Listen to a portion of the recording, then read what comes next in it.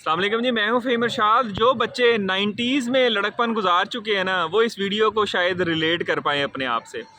90s में cassettes होती थी, वो इतनी इतनी सी कैसेट्स गाने सुनने के लिए, और इंडियन गाना कोई भी होता था तो वो कैसेट्स के ज़रिए सुना जाता था। तो उन कैसेट्स के अंदर ना एक प्रिंटेड कागज़ का वो एक चीज़ होती थी जिसके ऊपर गाने भी लिखे होते थे, और उसके ऊपर जिस मूवी की के वो गाने होते थे उस मूवी की हीरोइन या हीरो उनकी भी तस्वीरें बनी होती थी।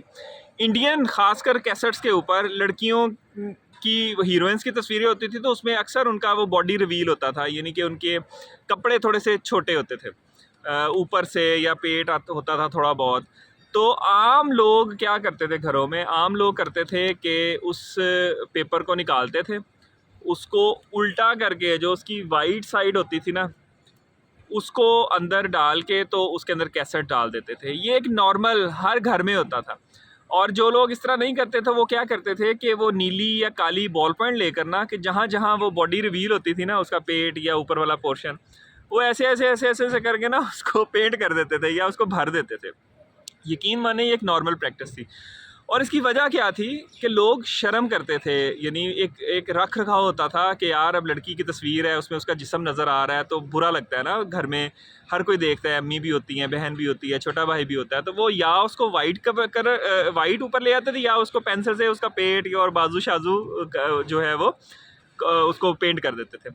फिर हम लड़कपन से, वो बचपन से लड़कपन, लड़कपन से जवान, और अब जवानी के बाद इस उम्र में आ गए हैं, और हमारी नई जनरेशन जो है वो माशाल्लाह मार्केट में आ चुकी है। इसी तरह वो लड़कियां हीरोइंस, उनकी भी औलादें अब जवान हो चुकी हैं। अब हमने आहिस्ता आहिस्ता क्या देखा कि वो कैसेट्स का दौर ख़त्म हुआ, सीडीज़ और डीवीडीज़ का दौर आया और ख़त्म हो गया, केबल डिश ये वो आके ख़त्म हुए, और अब सोशल मीडिया का दौर है।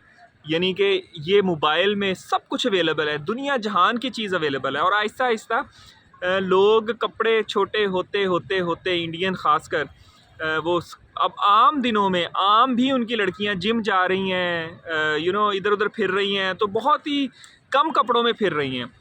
और हम लोग, आप और मैं, यूज़ टू हो चुके हैं। अब हमें बुरा नहीं लगता कि एक लड़की जो है, अगर हम कोई कुछ चीज़ देख रहे हैं सबके साथ बैठ के और लड़की ने स्कर्ट पहनी हुई है, या तो नॉर्मल लग रहा है। हम लोग यूज़ टू हो गए हैं इस, अब मैं क्या वर्ड यूज़ करूं कि इस ये हमारे जहनों में रच बस गई है कि ये नॉर्मल है।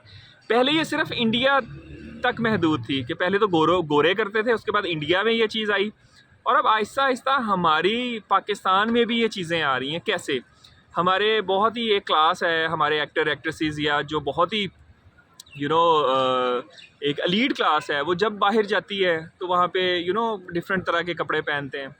पहले वो अपनी इंस्टाग्राम पे तस्वीरें लगाती थी, तो अगर स्कर्ट पहनी है तो ऊपर ऊपर से तस्वीर लगा देती थी। अब वो तस्वीरें भी अपनी स्कर्ट के साथ दिखाना आम समझती हैं, और हम देखना आम समझते हैं। अब ये जो है वो ड्रिल डाउन होगा हमारी आम सोसाइटी में। हमारे आम लोग अगले 10 साल, 15 साल, 20 साल, शायद हम भी जो है वो आहिस्ता आहिस्ता बॉडी रिवील को नॉर्मल चीज़ समझना शुरू हो जाए। मुझे ये चीज़ थोड़ी सी जो है वो फ़िक्र में मुब्तला करती है।